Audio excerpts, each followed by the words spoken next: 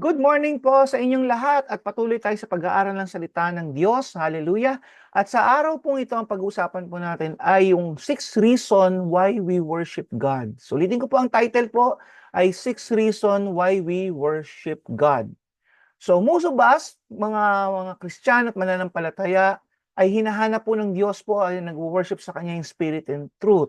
So worship it what God wants from His people. Nilikha niya ang tao hindi dahil lamang to consume the world, maging consumer po tayo, nilikha niya ang tao to worship Him. Yan. So most Christians allow distraction in times of their worship. At totoo po ito. Marami pong mga Kristiyano, akala po natin na tayo po yung nag-worship sa Lord ng buong puso po natin, no? Pero dahil nga po sa dami ng mga bagay-bagay sa mundong ito, nadidistract po tayo even when we go to the church. Diba po? Sometimes we go to the church but we don't really worship God. Present present po tayo pero mentally absent po tayo. God is looking dun sa mga tao mag-worship sa Kanya. Amen? Minsan, madalas po, may mga mananampalataya din, merong mga umaawit, kumakanta sa simbahan, pero they don't worship because that is out of their mouth. Sumasabay lang. So, hindi talaga galing sa puso nila. So, ito pong mga topics po natin ngayon, ito po ay para magkaroon tayo ng kaalaman o kamuangan na kung saan akala natin kasi tama ang ating ginagawa sa harapan ng Diyos, pero ito po ay hindi nakakalugod sa ating Panginoon. So, kailangan tayo magkaroon ng kaalaman, knowledge, para ma-correct po natin yung ating mga gawain at tayo po yung makapagsamba sa Panginoon ng tama po. So, when we sing song, hindi po kailangan maganda ang boses natin. Ang kailangan po, nag-worship tayo, may concentration tayo kay Lord. Basta kailangan magbukal tayo ng bibig at sambahin natin kung sino siya sa atin. Minsan din po, may mga Kristiyano rin, when we listen to God's word during the church service, we don't worship God. We don't listen to the word of God. At marami nga pong distraction. Andiyan kasi minsan nakakapag-social media ka, habang nandun ka sa loob ng simbahan at may nagpipreach, di ba, ng salita ng Panginoon. So, there's a lot of things po. Minsan, tayo ay lumalabas, di ba, para kung ano man yung gagawin natin doon sa labas ng simbahan at hindi tayo nagkakaroon ng concentration. Pansinin po ninyo, in your 2 hours time in your local churches, how often na kayo po ay lumalabas ng simbahan? How often na kayo ay distracted sa loob ng simbahan? So yun po, makikita nyo po, you have to determine by yourselves kung gaano ba talaga nabibigay nyo ng 100% yung pong pagpunta nyo sa iglesia at sambahin ng ating Panginoon. At meron din po mga part ng ministry, mga workers po, nando sila, sa loob sila ng church, they do a lot of things inside the church, but they don't worship God. Why? Bakit po nangyayari yan? Because hindi po kasi according to God's word, hindi po yung action lang po natin. God is looking to the heart, yung mag-worship sa Kanya in spirit and in truth. So, ito po yung encouragement sa ating lahat, eye-opening po sa ating lahat, na kung saan tayo po ay magkaroon ng correction in God's word, na tayo po ay paglapit natin sa Panginoon, tayo po ay meron pong humility, bowing to the Lord, at magkaroon ng concentration in worshiping God. So ulitin po natin in John 4:23 and 24, but the time is coming, indeed it is here now, when true worshiper will worship the Father in spirit and in truth. The Father is looking for those who will worship Him that way. For God is spirit, so those who worship Him must worship in spirit and in truth. Worship is a lifestyle po, mga kasama. So hindi po ito pang Sunday service lamang, hindi po ito during the time na meron kang mga kasama na mga mananampalataya, doon ka lang sasamba. Hindi po, it is a lifestyle po bilang isang mananampalataya. So worship is important to us because of the following reasons. So ito po yung 6 reason why we worship our God. Worship involves surrender of our lives. Number 1, worship involves surrendering our lives to God. So, sabi nga po ng Romans 12:1, I urge you, brothers and sisters, in view of God's mercy, to offer your bodies as a living sacrifice, holy and pleasing to God. This is your true and proper worship. So, dito pinakita na ng salita ng Diyos in Romans 12, ano yung true and proper worship. I-surrender natin yung buhay natin. So walang distraction, concentrate lang tayo, offer natin yung buhay natin sa Kanya as a living sacrifice.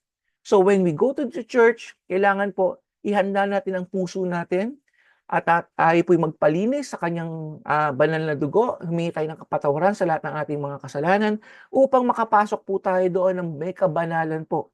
May righteousness tayo pagpunta natin ng pagsasambal sa Panginoon.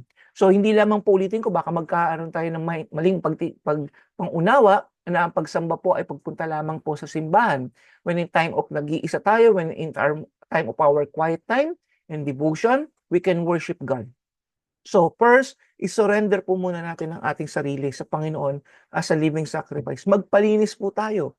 Maging holy tayo, maging pleasing tayo sa mata ng Diyos through the blood of Jesus Christ. So it involves our surrendering. Number 2, worship is putting our focus on Him. So, muli, distraction po ang kabaliktaran ng focus. So, true worship is based on the desire to honor God. You have to have a compassion, a desire to honor and adoration para kay Lord. It requires a personal revelation of God as found in the Scripture. So, kailangan mo magkaroon muna ng kaunawaan. That's why minsan po may mga prophetic words sa loob ng ating iglesia because mayroon po tayong dapat marinig na mga revelation mula sa Lord. So it is also in our personal thing po bilang mga mananampalataya, magkaroon ka rin po ng pangunawa, ano ba Lord yung plano mo for today? Ano ba yung ine-expect ko sa'yo for today pagpunta ko po sa inyong harapan? Yan. So it is not based on your personal preference or priorities, it is a focus on Him. So focus ka kay Lord pag nag-worship ka. So tanggalin mo na yung mga kaabalahan. That's why ang akin pong minsan tinuturo, when you go to God, diba, at magbibigay ka ng time of your devotion and your quiet time to the Lord, kailangan tanggalin mo muna yung mga distractions sa'yo. Kailangan maayos ang iyong time, hindi ka nagmamadali, at magbibigay ka ng ample time para kay Lord. Diba? So pag ginagawa mo yun, naging habit mo yun, you can find God because binigyan mo siya ng proper time. Amen? So, focus ka lang kay Lord doon. At magkakaroon po kayo ng magandang communication po ni Lord. Doon po siya nagre-reveal ng kanyang mga salita, nagre-reveal ng kanyang pagiging Diyos sa atin. Amen. Number 3, worship involves getting out of the way. Getting out of the way. Ano po ba ito? We have learned to remove our worries, our opinion, our question, and ourselves so we can worship with appropriate honor. It's letting go. Sometimes we get in the way of our own experience in genuine worship. So makikita po natin dito, worship involves getting out of the way. Minsan po pag lumalapit tayo sa Panginoon, because of our heaviness, because of the burdens, because of the worries, our problems, situations, di ba? Hindi po. We worship God because who He is sa buhay po natin and what He is sa ating pong buhay. So yun po yung worship. That is a proper worship. At titingnan natin, He is God. At yun po yung kailangan natin makita na paglapit natin sa Kanya, He is the maker of all things, the maker of the universe, di ba? So pag ino-honor natin si Lord, hindi ka lang lalapit sa Kanya because may need ka sa Kanya. Brothers and sisters, alam na ni Lord, di ka pa man nagsasalita, hindi ka pa man lumalapit sa Kanya, alam na niya yung sitwasyon mo. Ang kailangan niya is mag-worship ka, yung heart mo maging belong kay Lord. Amen? So, tanggalin po natin yan. Get out of the way. Yung tanggalin natin yung mga bagay-bagay na hindi karapat-dapat doon sa pagsamba po natin. So, ulitin ko po. Ang una po ay worship involves surrendering. Pangalawa is focus tayo kay Lord. At tanggalin po natin pangatlo involves getting out of the way. Yung mga worries, mga bagay sa mga isip at buhay po natin para walang hadlang sa pagsamba sa ating Panginoon. So, number 4, tingnan po natin, worship involves personal sacrifice. Just like in number 2, putting on the focus on Him or surrendering our lives to Him, ito po ay kailangan din magkaroon tayo ng personal sacrifice. Because hindi po tayo magkakaroon ng tunay na sacrifice kung ano lang, yung parang comfortable lang tayo. Kailangan po may sacrifice. Kagaya po na nabanggit dito sa Romans 12, di ba? Surrendering. Offer your bodies as a living sacrifice. So, surrendering o sacrifice is different po ng comfort ka lang na lalapit sa Panginoon. So, bukas po, pagpapatuloy po natin Ito pong topic natin, the 6 reasons why we worship our living God. So, magkita-kita po tayo at patuloy niyo pong subaybayan.